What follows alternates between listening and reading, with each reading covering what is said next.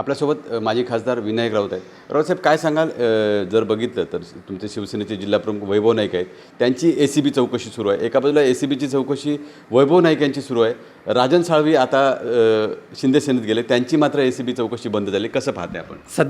सध्याच्या राजकारण्यांचं तसंच चाललेलं आहे. म्हणजे कितीही भ्रष्टाचारी असला आणि तो भाजप आणि शिंदे गटात गेला की धुतल्या तांदळासारखा होतो. आणि त्याउलट अत्यंत प्रामाणिकपणे काम करणारे आमचे सिंधुदुर्ग जिल्ह्यातले शिवसेना उद्धव बाळासाहेब ठाकरे पक्षाचे जिल्हा प्रमुख आणि माजी आमदार वैभव नाईक यांच्या पाठीमागे मात्र ACBचा ससेमिरा लावत आहे. हे अत्यंत नीच आणि घाणेरडं असं राजकारण आहे.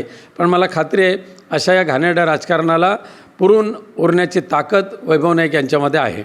नक्कीच. दुसऱ्या बाजूला साहेब, वैभव नाईक यांनी एक आरोप केला आहे घरचा आहेर दिलेल्या पक्षाला. त्यांचं म्हणणं आहे कुठेतरी निष्ठावंतांना न्याय दिला जात नाही.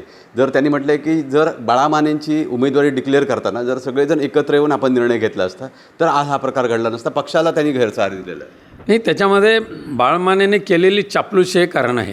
कारण माननीय उद्धवसाहेबांच्या सूचनेनुसार आम्ही ह्या सिंधुदुर्ग, रत्नागिरी आणि रायगड ह्या तिन्ही जिल्ह्यातील प्रमुख पदाधिकाऱ्यांची बैठक 26 तारीखला लावणार होतो आणि त्याच्या पद्धतीचे निरोपही जाणार होते. आणि त्यामध्ये माननीय भास्करराव जाधव, अनंतराव गीते आम्ही सर्वजण असणार होतो. पण तत्पूर्वीच बाळमानेने अशा पद्धतीने माननीय उद्धवसाहेबांचा गैरसमज करून दिला. मला गुरुजींनी सांगितलेला मुहूर्त आहे तो आजच जाहीर करा आणि नाहीतर थोडा धोका होईल, अशा पद्धतीचा माननीय पक्षप्रमुखांचा गैरसमज करून देऊन त्यांनी आपली उमेदवारी जाहीर करून घेतली. त्यामुळे होणारी बैठक रद्द करावी लागली. नक्कीच. दुसरं एक म्हणणं आहे त्यांचं की मी 20 वर्ष शिवसेनेचं प्रामाणिकपणे काम करतो आहे, मात्र बाळा मानेसारखे बाहेरून येतात ते उपनेते होतात. नाही, तसं वैभव नाईकांच्या कर्तृत्वावर विश्वास आहे म्हणूनच आज पूर्ण सिंधुदुर्ग जिल्ह्याचं जिल्हा प्रमुखपद त्यांच्याकडे सोपवलेलं आहे. त्यांना उपनेतेपद होण्याची इच्छा असेल तर माननीय पक्षप्रमुख ते करतील, त्यामध्ये कोणतीही शंका नाही.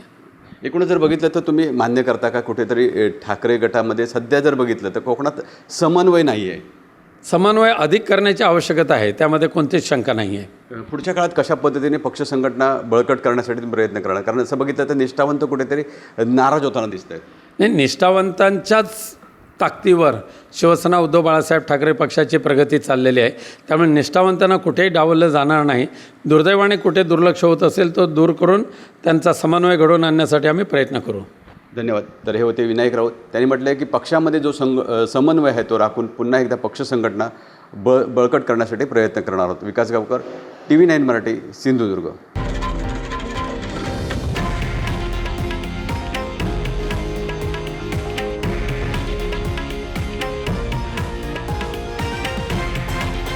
हे आहे देशातील नंबर 1 न्यूज नेटवर्क आणि आपण पाहत आहात TV9 मराठी, एकमेव.